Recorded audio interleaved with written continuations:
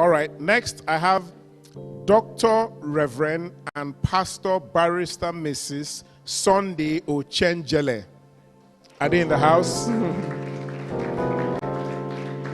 Please, we have a seat for you. Please come forward.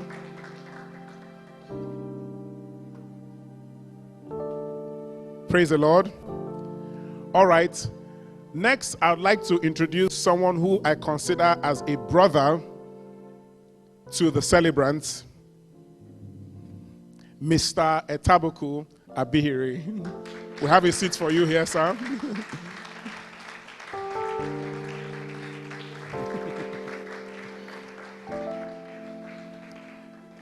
And next, I'd also like to introduce someone else who I consider as a brother also to the celebrants. And his name is Mr. or their names are Mr. and Mrs. Idore Mbang. We have a seat for you. Though I cannot sit down because I'm the one, but my wife will sit down for me.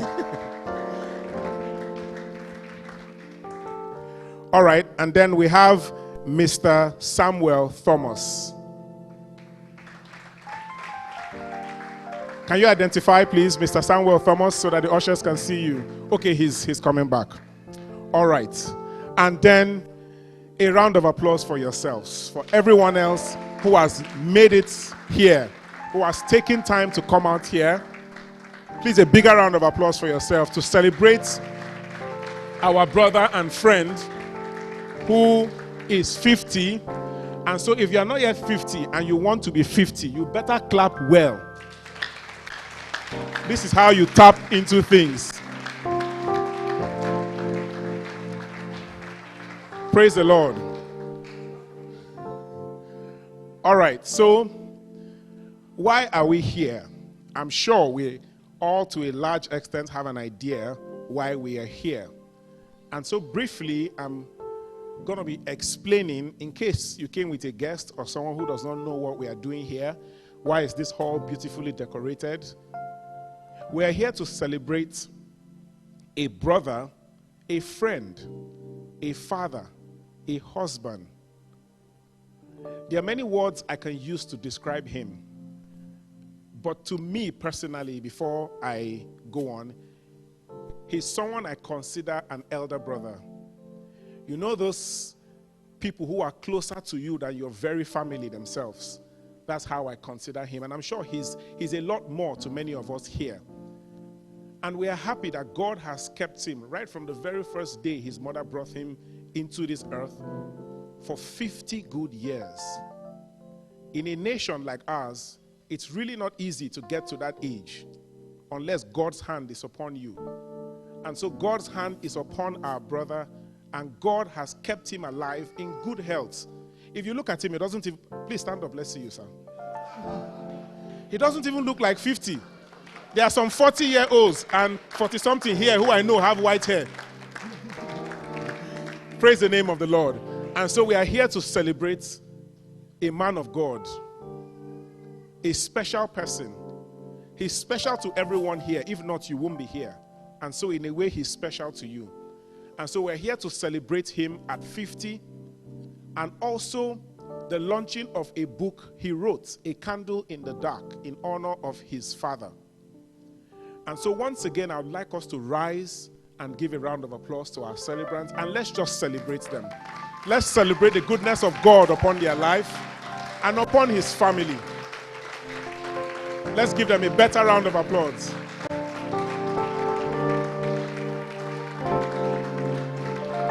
You may be seated.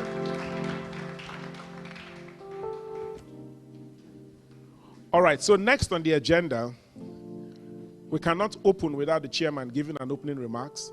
So I'd like to invite the chairman, I'll bring the mic to you, sir, to give us his chairman's opening remarks. Please, a round of applause for Dr. Iyang. Okay, Iyang Ukot. Please, a round of applause for him while he makes his way up.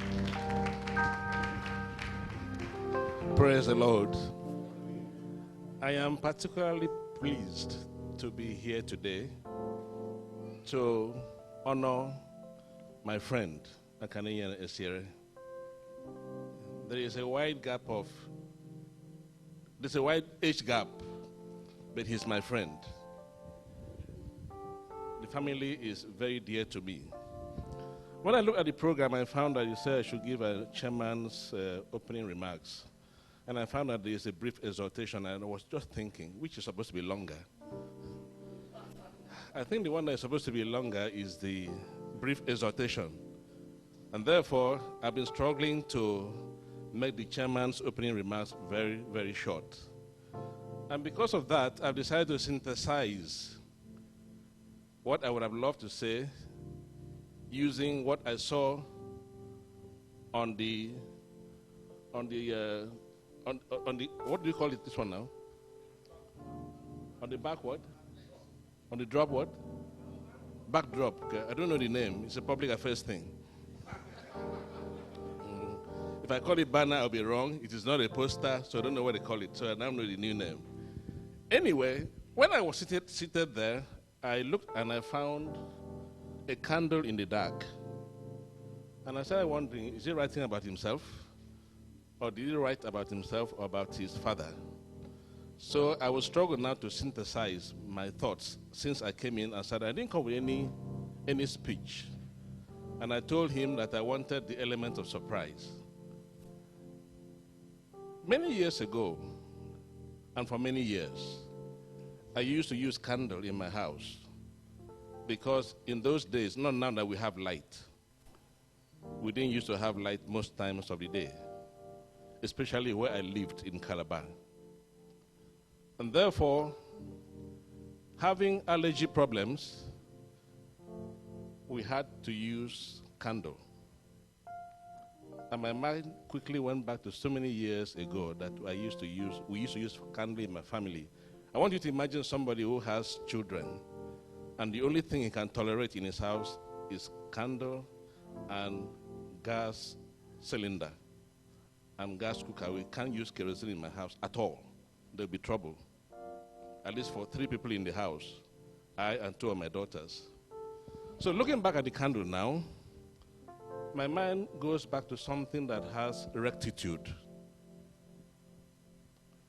something that is white. By the way, if you see a candle that is red or black, what will pass through your mind? Especially as a Christian. Yes, you know that is not very, the one that we know is the one that is white. So there's something white about candle, and then there's something white about Akaninyene Esiere. I won't talk much because the next person may say much more than that.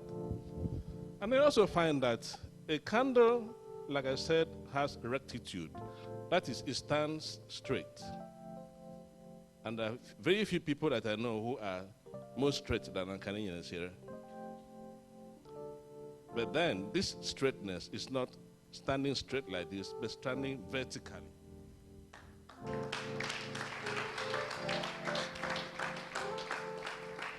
Cast your mind back a little. If you keep your candle, I do not know what to do about my phones. If you keep a candle not standing vertically, but standing straight, but still bent, what happens to that candle? It burns very, very fast. It starts doing what it was not supposed to do. The candle will melt, and then before you know what is happening, it is burnt out. Akaninyene Esiere is not ready to burn out, and therefore is standing really straight.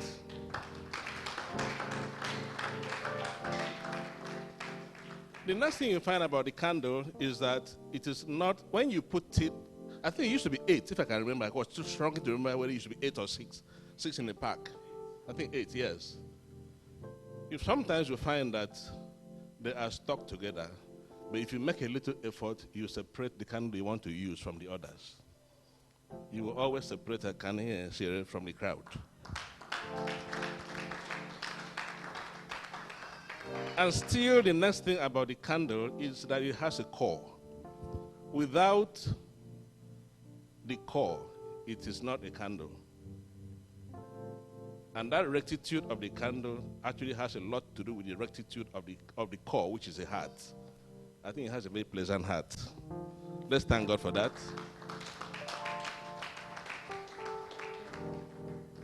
And then, before you start using the candle, you light it. And when you light it, it is not useful to you until you put it on something. The candle selects where it stays. If you put a candle on this wood, on the wooden table, and you come back after 2 hours, it's very likely the candle will be burnt and it will burn the table with it. So you have to put the candle on the right place, at the right place. And Akaninyene Esiere will not refuse, would not agree to stay at the wrong places. It stays at the right place. And then still talking about the candle, it has a flame. And that flame gives people light at its own expense. The candle gives light, but it gives light at its own expense.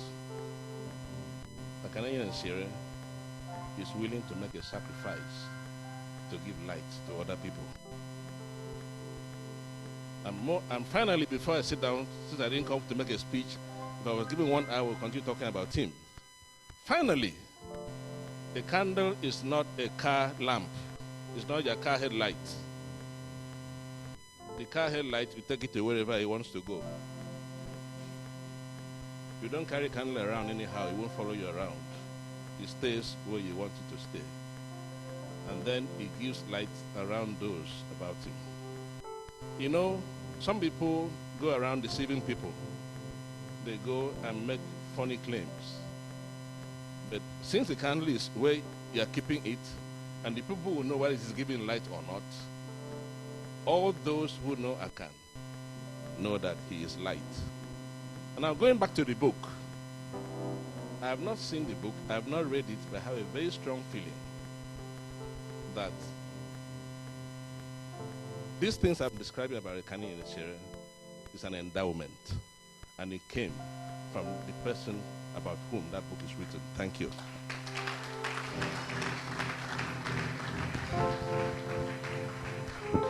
Thank you very much, sir. Please, a round of applause for him.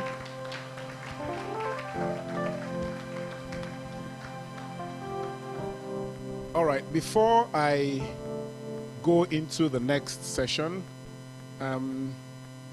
someone just walked in who I'd like to introduce. You can see her hugging the celebrants. Not fear. Look, those they are. And so we are welcome, ma. All right, so we'll go next to the next item, which is a brief exhortation by Pastor Dr. Akaninyene Esiere. Please can we clap for him as he comes up.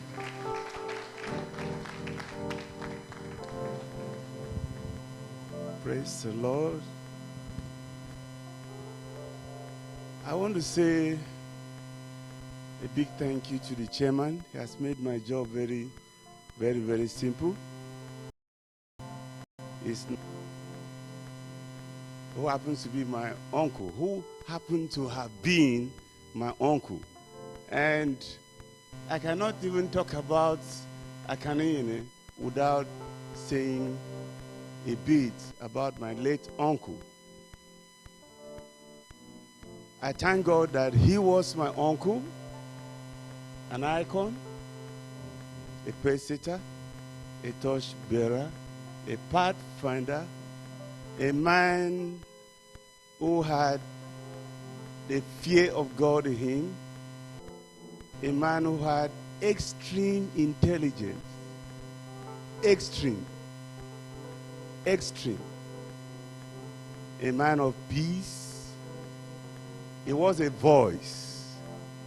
Anywhere there is chaos and he steps in, they know too well that there's going to be peace. Praise the Lord. And, sorry, let me use this paper. I just want to read Proverbs 22 verse 6. Believing we had prayed, so still mounting on the existing prayer. Train up a child in the way he should go, and when he is old, he will not depart from it. What we are seeing today is as a result of good upbringing. I wouldn't say I'm blowing my trumpet. I think I'm coming from a distance to this place. If it wasn't so, we wouldn't have seen what we are seeing today. Train up a child.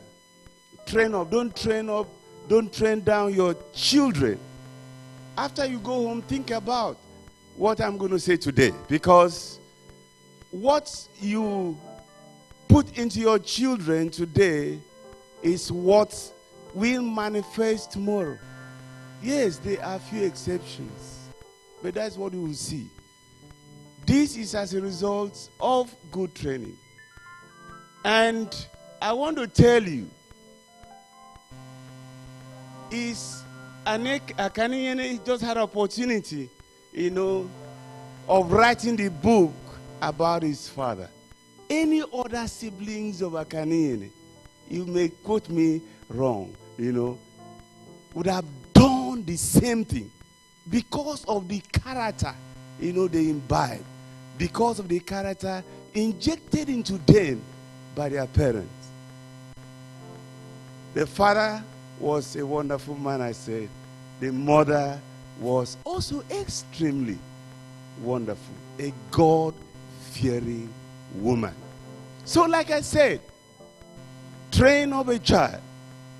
Training, whatever you want to call it, formal, informal, non-formal, whatever, you need to train up your children.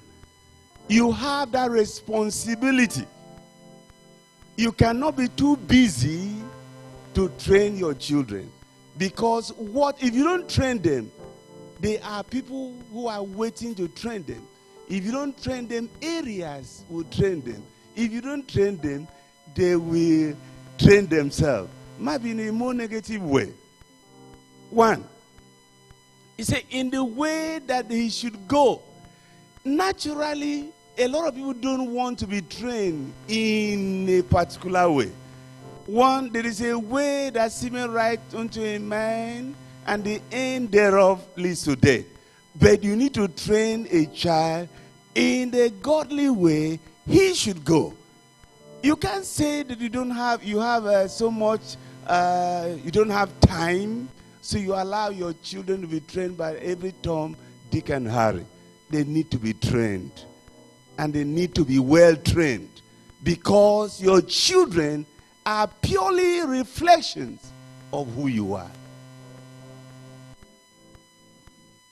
There is a way, okay, that's one. Then the other one is, if you look at a child and you see what the child is displaying, the character is displaying, you can train a child along that side. Because if you don't train a child, the child can imagine someone that is not educated. If he wants to commit havoc, he will do it without minding anything. But can I shock you? Anyone that has education, cannot be that wicked. It can be wicked. It cannot be that wicked. Yes, it can be.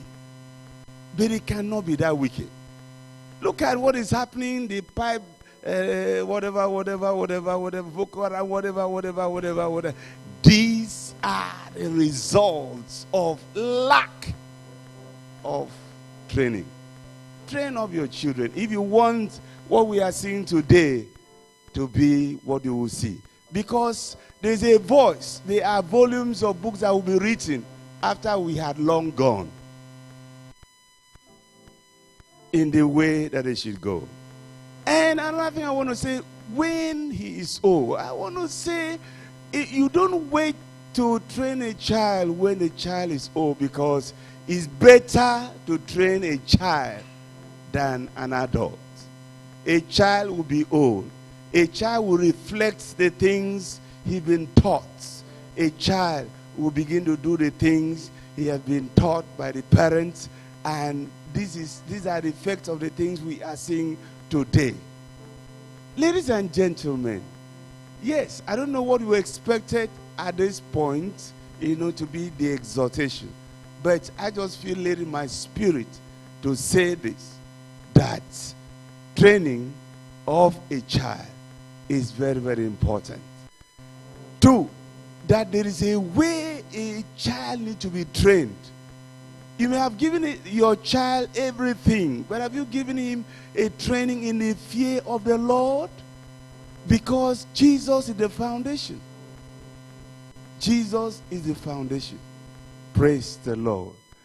And lastly, when he grows old, he will not depart.